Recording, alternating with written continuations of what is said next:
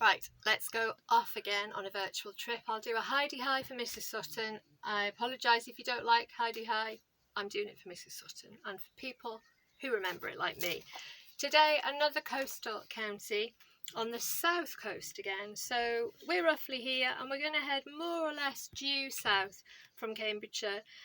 So we've got that issue where you have to go around London again. So we're heading to West Sussex. The county town of West Sussex is Chichester, and that will take us approximately 2 3/4, maybe 3 hours. It's about 150 miles. So Chichester is the county town. It's actually the only city in West Sussex as well. And I know I often say this, but honestly, when I read about West Sussex, I don't even know that I've been particularly to anywhere in West Sussex before, which I'm not proud of. I've possibly driven through it. My parents might tell me otherwise, but I don't recall ever visiting this county. So I've done some research for you. I can share what I found out, and hopefully you'll find it interesting, but I am going to have to read from here. So it's next door to East Sussex, which we did earlier on the south coast. You've got the English Channel there. Geographically, it says that you can kind of divide it into 3 sort of sub-regions, like mini regions.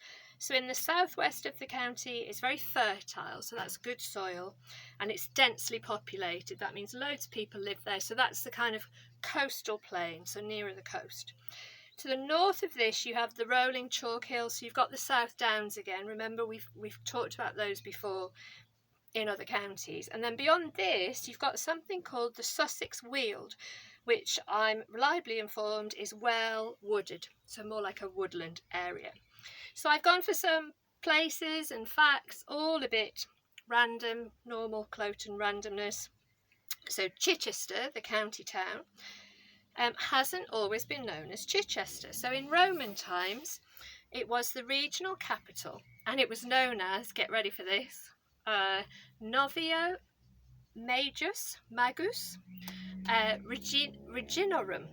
I don't know how to say it. Anyway, that means new fields.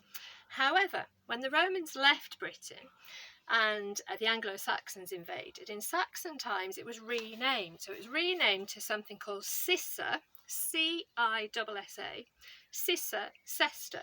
And Cissa was the name of the king's son at the time, and Cester is a Saxon word for a group of Roman buildings. And then that's kind of stuck, so that's Cissa Cester is pretty close to Chichester. It's just got changed over the years.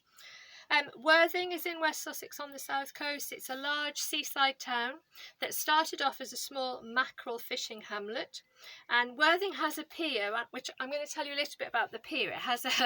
It survived several disasters. So in 1913, really strong winds, so strong gales, washed away some of the decking.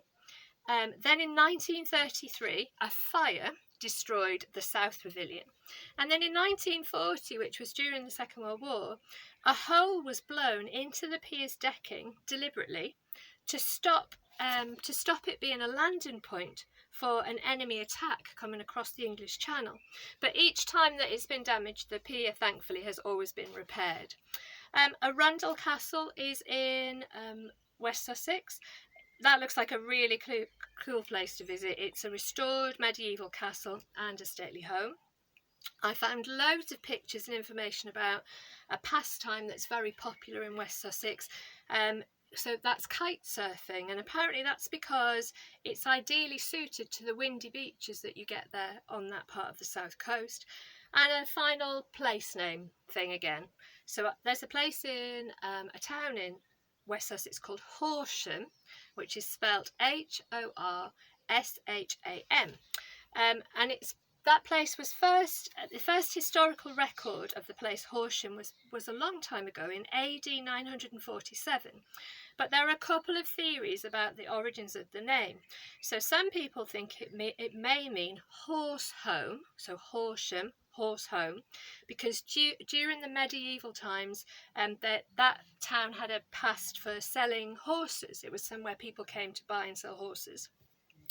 Or there's another theory, and nobody can quite agree on it, that there was a Saxon warrior who was granted some land, and the Saxon warrior's name was Horsa, Horsa. So then it could be that Horsham means horses, home, and that was the land that he was granted. Anyway, that's the internet for you. I found two possible definitions, but not a firm one because it's such a long time ago, nobody really knows for certain. The next time I see you, we'll be heading to the southwest of England. We're going to go to Devon, which actually is a coastal county. It has a coast at the north of the county and a coastline at the south of the county too. I hope you're all keeping safe and enjoying the sunshine, and I will be back soon.